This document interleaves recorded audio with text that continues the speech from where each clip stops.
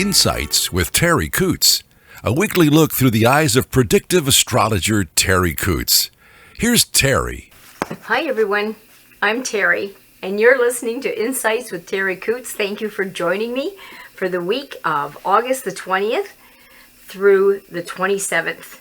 Wow, we're coming up to the end of August really soon. Ooh, I don't want to say goodbye to the summer. I know some of you are really not too enamored with the summer, with all the wet and the storms that we've been having, but oh, I love that warm weather.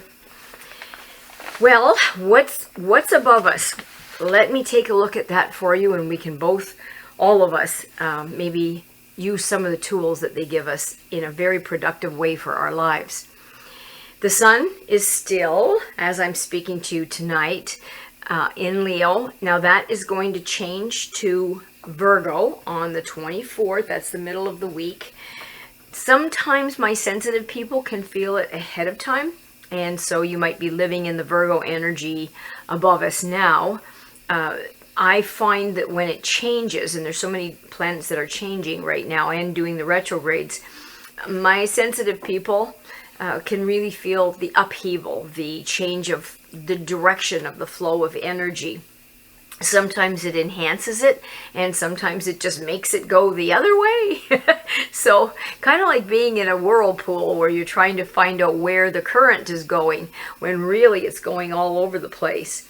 So we can use that Leo energy for the next few days just to maybe help people shine, to find out what's good about them, for them, try to share that with each other, support them. That's what the pride of lions do. They do support each other.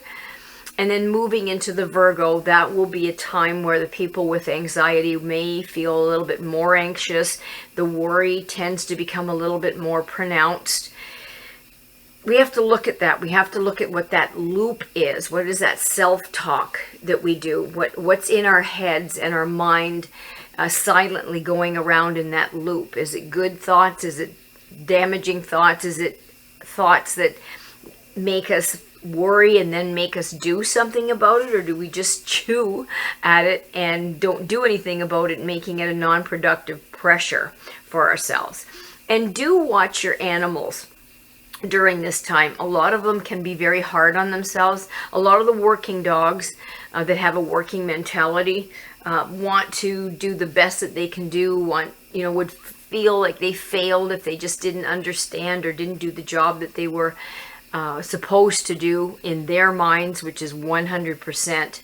So watch your little furry creatures, be it your horse, your cow, your goat, your dog. Pets don't have the pressure usually put on them that working dogs do, but their pressure is a little different in that pets can not be taught anything productive, shake hands, do a circle, sit pretty. But that becomes redundant for the dogs, and they don't always feel that they have a place in the pack. And that can be very damaging to their psychology, and it can make them honestly have more anxiety too. So give your dog a job. My dogs all have jobs. So what I'll do with my kids is I will maybe get them to get the sock from underneath the bed if I dropped it. If I drop something out of the laundry basket, can you pick that up and bring it to me? I teach them little things, and then you can't help but get excited when they bring the mail in for you, or they find the egg that went missing and bring you that broken egg that might be 2 weeks old. All those good things. Oh, they rolled in at first. But they feel good about themselves because you can get really excited about the job that they do. Our children are the same. Our friends are the same. Family is the same. Everybody's the same. When this energy changes from Leo, the shiny energy, to Virgo, let's get this done and get it done perfectly. That's a pressure that we have to live with. And look at where the pressure is coming from. How is it affecting you? And then Mercury, the planet of the mind, how we think, how we communicate, how we process, will be going retrograde. I've been warning everybody. on the 23rd. Now, if you want to understand more about that retrograde, you can listen to previous podcasts that Charlie O'Brien, our amazing webmaster, has put up. He's archived 4 or 5 of them. You can go back as I talk about Mercury retrograde as we're approaching it, so we can be prepared. It's the planet of how we process our thoughts and how we think and come to conclusions. When it's going retrograde, we can make mistakes. It's more of an energy field of mistakes. So I'm really careful about being on the radio or giving speeches during this time. Can't find the word. I know the word. I have the word. I just can't find it right now. And sometimes there's a struggle to put sentences together that make any sense. So we have technological difficulties. I know my phone is going to give me grief. My computers are going to give me grief. Anything with any kind of technology is going to act up and give me grief. But that's what it's supposed to do, so that maybe I can try to figure out what's going on and learn something. So the retrograde in Mercury wants us to look back on our past, look back on some situations and say, what could I learn from this? Am I at fault? Am I contributing? Was this somebody else? What can I learn? How can I learn from this? And then Venus, the planet of love and beauty and attraction, is in Leo. And that is until the 12th. And then that's going to change as well. So, given all of this, that's going to go retrograde. So, that retrograde that we've been living with Venus can really put pressure on relationships. Don't let it take you down. Offer the opportunity to yourself and your partner or your friend or your mate or whoever an opportunity to sit and calmly discuss things that could be cleared up, maybe possible misunderstandings. What could I do better? How can I help you? It's a great opportunity for that. Mars, the planet of our drive, our passion, is in Virgo. That will be changing to Libra on the 28th. Now, there's a lot of pressure we put ourselves under when Mars is in Virgo, but it's a great time to clean the car, get the van all in order, get all those little jobs that you've been wanting to do all done, and you feel so productive. When it gets into Libra, there's a little tiny bit of wanting to please everybody. That's where the pressure is going to be. So, given that, you can't. That's the bottom line. You cannot please everybody. So, do the best you can. That's all you can do, and try to let the rest go. The beginning of the week, the pressure is going to be on our regenerative organs. That will be our health. So whatever vulnerabilities you have, if you happen to have them in the organs that we consider regenerative, that can be a problem. So prostate, breast, any of those organs could be under the gun. Just keep care of those little babies. And try to look after them and try not to put undue pressure on them. Or if they're trying to talk to you and tell you they got a problem and they want some help, have the discussion with those little babies. It's an energy field through the beginning of the week that we'll want to kind of dive deep into relationships, into trying to understand things. That is in Scorpio, that moon. And that allows us a time for deep conversations, wanting to understand things on a really deep level. So that's going to be offering that to us. Don't be afraid to dive deep with this. Pluto is the planet of hell. So we literally have to go to hell and back to get the answers. Be willing to do it. Then towards the end of the week, it'll be much more optimistic. Yay! So that's a Sagittarius energy. So our health issues could be liver. If you have a liver that gives you grief, it'll maybe act up. Just keep an eye on things. If your hips are bad, or your thighs, the sacrum, all of that whole pelvic area could be under a little bit of pressure. So just keep an eye. And when the planets change the way they are with the retrogrades, please be careful, because falling can really be an issue at this time, because our recovery isn't as good or efficient as it normally is, and we can take a spill. And then towards the very, very end of the week and the beginning of next, sneak preview, our joints are going to hurt.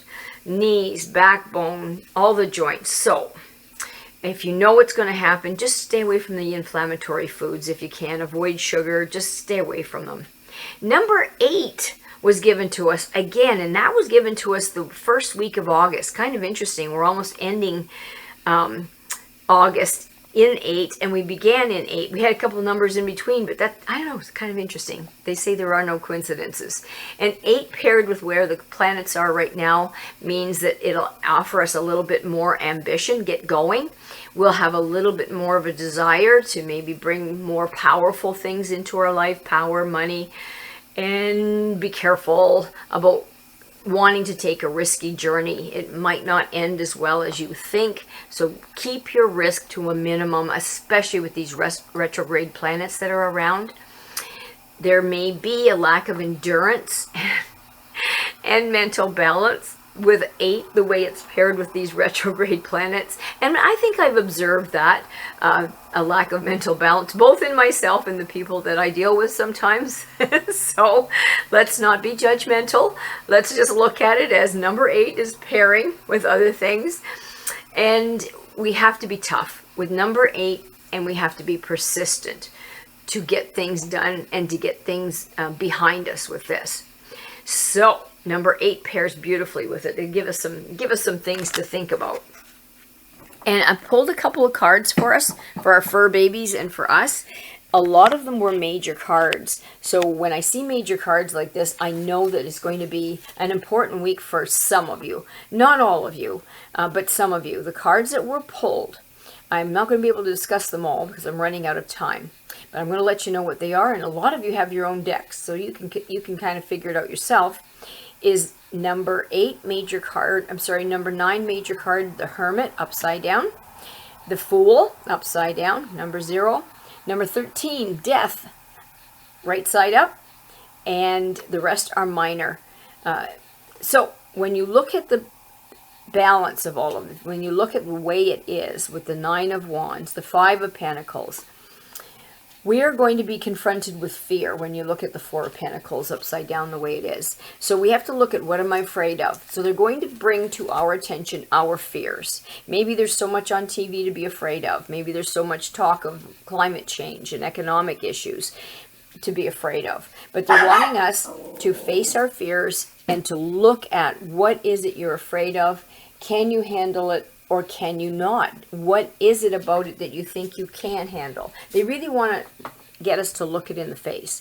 With the Hermit being upside down, what it's just suggesting is maybe look at some social times. Just hang around with your friends. Enjoy their company if you can. Try not to be hermity right now. And the Fool is offering us a kind of a non-changing place. Just chill out, glide for a little bit. And then things are going to kickstart. Probably in the fall when the kids go back to school, everything gets started again.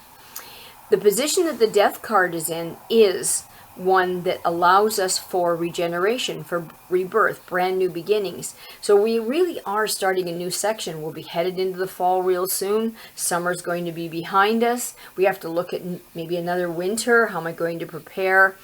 How am I going to go through this winter? So it's offering a rebuilding for many people on a profound level with the fires. Many people, that hurricane hasn't hit yet in California, but it's about to. There'll be big, hard changes for many people on this planet in this next week, and then having to deal with the aftermath. And the 5 of Pentacles is the anxiety. When we watch what other people go through, it instills fear.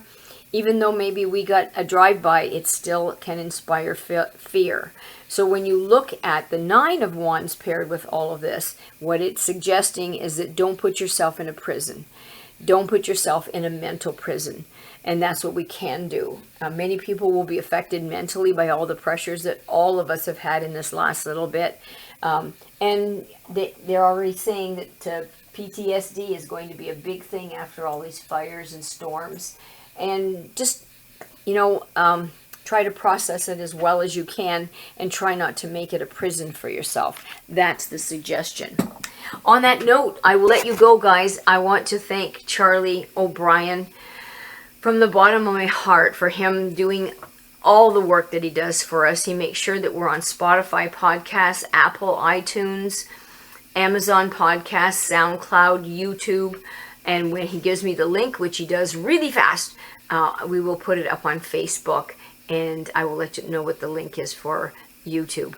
Thanks again, everybody. If you would like a reading for yourself, please do not hesitate to text or call 519-726-6699. Visit the website that Charlie O'Brien has put up, www.terriworld.com. He's archived 4 or 5 of the last podcasts, and you can go in and apprise them or catch up or just kind of reaffirm.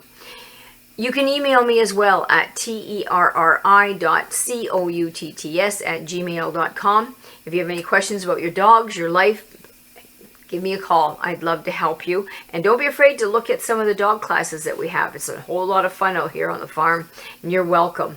Alrighty, bye for now. Talk to you next week. Thanks for listening to Insights with Terri Coots. Visit Terri's website at terriworld.com. TERRI world.com.